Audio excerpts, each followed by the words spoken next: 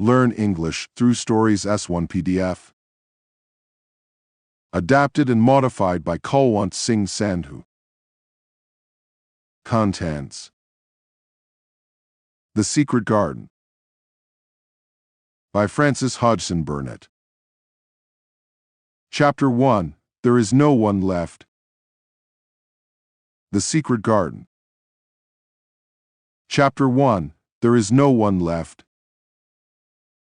When Mary Lennox was sent to Misselthwaite Manor to live with her uncle, everybody said she was the most disagreeable-looking child ever seen. It was true, too. She had a little thin face, and a little thin body, thin light hair, and a sour expression. Her hair was yellow, and her face was yellow because she had been born in India and had always been ill in one way or another. Her father had held a position under the English government and had always been busy and ill himself, and her mother had been a great beauty who cared only to go to parties and amuse herself with gay people. She had not wanted a little girl at all, and when Mary was born, she handed her over to the care of an ayah, who was made to understand that if she wished to please the Mem Sahib, she must keep the child out of sight as much as possible. So when she was a sickly, fretful, ugly little baby, she was kept out of the way, and when she became a sickly, fretful, toddling thing, she was kept out of the way also. She never remembered seeing familiarly anything but the dark faces of her ayah and the other native servants, and as they always obeyed her and gave her her own way in everything, because the Mem Sahib would be angry if she was disturbed by her crying, by the time she was 6 years old she was as tyrannical and selfish a little pig as ever lived.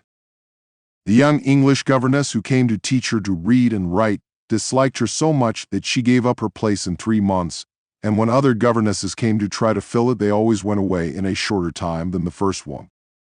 So if Mary had not chosen to really want to know how to read books, she would never have learned her letters at all. One frightfully hot morning, when she was about 9 years old, she awakened feeling very cross, and she became crosser still when she saw that the servant who stood by her bedside was not her ayah. "Why did you come?" she said to the strange woman. "I will not let you stay. Send my ayah to me." The woman looked frightened, but she only stammered that the ayah could not come, and when Mary threw herself into a passion and beat and kicked her, she looked only more frightened and repeated that it was not possible for the ayah to come to Missy Sahib. There was something mysterious in the air that morning. Nothing was done in its regular order, and several of the native servants seemed missing, while those whom Mary saw slunk or hurried about with ashy and scared faces. But no one would tell her anything, and her ayah did not come. She was actually left alone as the morning went on, and at last she wandered out into the garden and began to play by herself under a tree near the veranda. She pretended that she was making a flower bed, and she stuck big scarlet hibiscus blossoms into little heaps of earth, all the time growing more and more angry and muttering to herself the things she would say and the names she would call Seti when she returned. "Pig, pig, daughter of pigs," she said, because to call a native a pig is the worst insult of all. She was grinding her teeth and saying this over and over again when she heard her mother come out on the veranda with someone. She was with a fair young man, and they stood talking together in low, strange voices. Mary knew the fair young man who looked like a boar. She had heard that he was a very young officer who had just come from England. The child stared at him, but she stared most at her mother. She always did this when she had a chance to see her, because the Mem Sahib, Mary used to call her that oftener than anything else, was such a tall, slim, pretty person and wore such lovely clothes. Her hair was like curly silk, and she had a delicate little nose which seemed to be disdaining things, and she had large laughing eyes. All her clothes were thin and floating, and Mary said they were full of lace. They looked fuller of lace than ever this morning, but her eyes were not laughing at all. They were large and scared, and lifted imploringly to the fair boy officer's face. "Is it so very bad? Oh, is it?" Mary heard her say. "Awfully," the young man answered in a trembling voice. Awfully, Mrs. Lennox, you ought to have gone to the hills 2 weeks ago.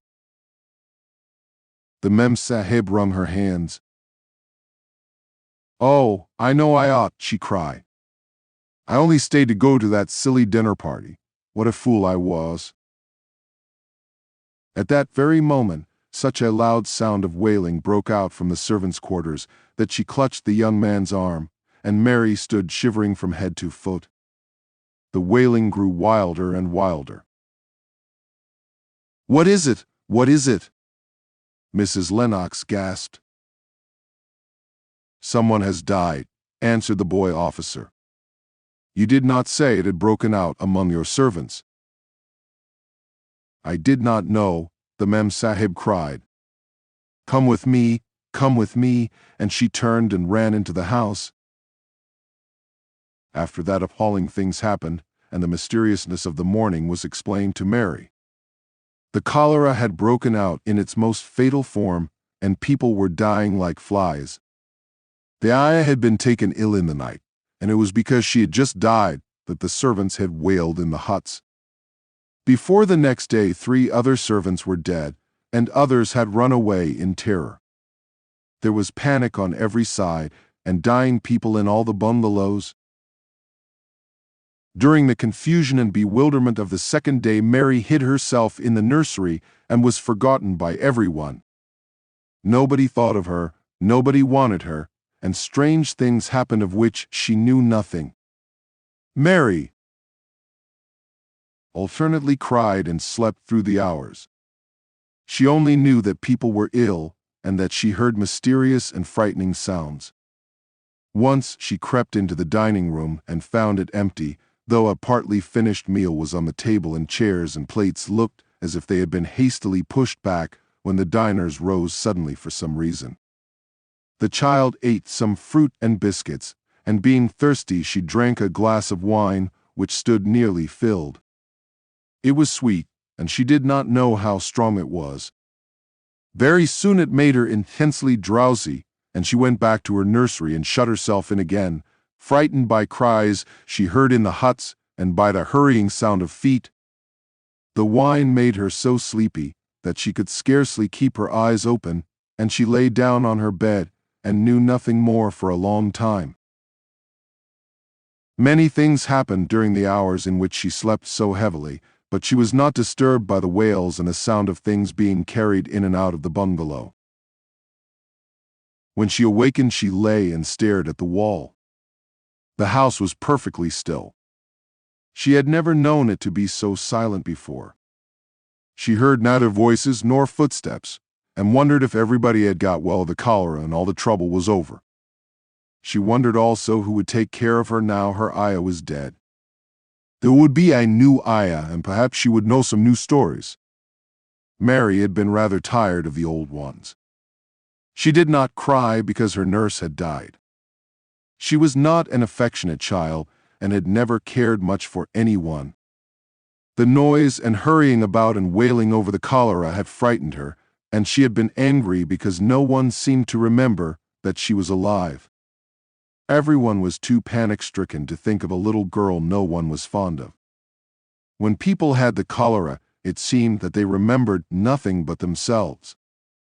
But if everyone had got well again, surely someone would remember and come to look for her. But no one came, and as she lay waiting, the house seemed to grow more and more silent. She heard something rustling on the matting, and when she looked down, she saw a little snake gliding along and watching her with eyes like jewels. She was not frightened, because he was a harmless little thing who would not hurt her, and he seemed in a hurry to get out of the room. He slipped under the door as she watched him. "How queer and quiet it is," she said. "It sounds as if there was no one in the bungalow but me and the snake." Almost the next minute she heard footsteps in the compound, and then on the veranda. They were men's footsteps, and the men entered the bungalow and talked in low voices. No one went to meet or speak to them, and they seemed to open doors and look into rooms. "What desolation," she heard one voice say. "That pretty woman, I suppose the child too, I heard there was a child, though no one ever saw her.